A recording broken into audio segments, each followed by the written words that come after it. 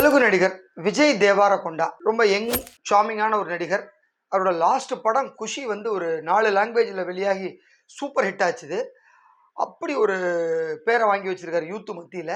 அவரோட அடுத்த படம் வந்து த ஃபேமிலி ஸ்டார், அதுதான் இப்போ ரிலீஸ் ஆக போகுது. இந்த படத்தில் வந்து அவருக்கு ஜோடியாக வந்து மிர்லான் தாக்கூர் நடிச்சிருக்காங்க.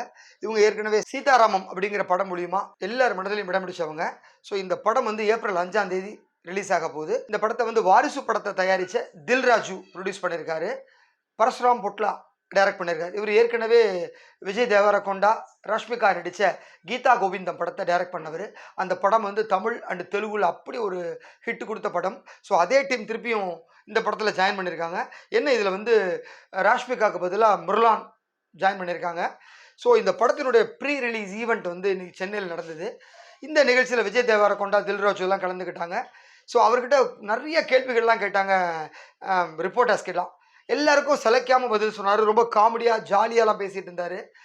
ஒரு விஷயத்தை வந்து நிருபர் கேட்டார், தொடர்ந்து வந்து பேச்சுலர் படங்கள், ஃபேமிலி படங்கள் எல்லாம் நடிச்சிட்டு இருக்கீங்க, எப்போ நீங்கள் ஃபேமிலிக்குள்ளே போக போகிறீங்க, இந்த வருஷமாவது உங்கள் கல்யாணம் இருக்குமா அப்படின்னு சொல்லி கேட்டார்.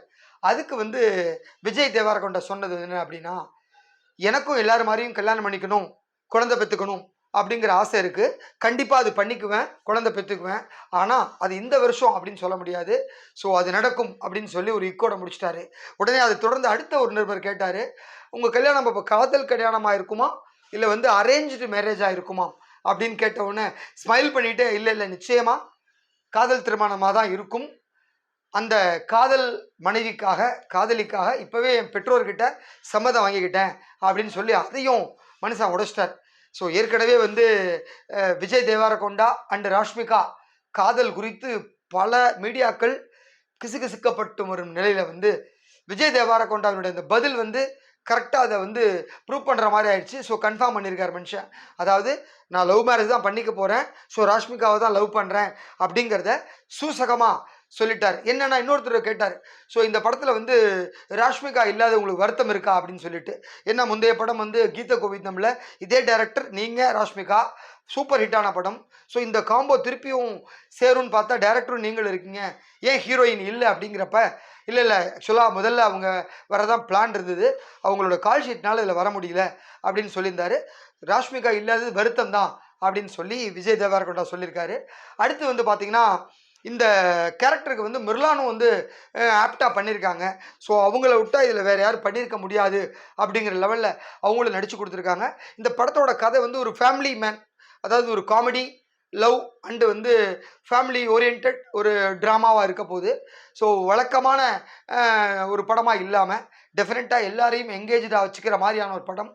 ஸோ இந்த படம் வந்து டியூரேஷன் கொஞ்சம் ஜாஸ்தி தான். 2 மணி நேரம் 40 நிமிஷம் டியூரேஷனாக ரெடியாக இருக்குது.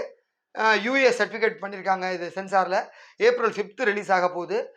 படத்தில் வந்து 4-5 ஃபைட் இருக்குது. ஸோ ஃபைட்டு தான் கொஞ்சம் ஆக்ஷன் இருக்கிறதுனால இது வந்து ஒரு ஆக்ஷன் படமா அப்படிங்கிற மாதிரிலாம் போர்ட்ரேட் பண்ணாங்க. பட் இருந்தாலும் லவ், காமெடி, ஃபேமிலி சென்டிமெண்ட் இருக்கிற படமாக தான் இது ரெடியாக இருக்குது. ஸோ தமிழ் அண்டு தெலுங்குல வந்து இப்போ ரிலீஸ் ஆகுது.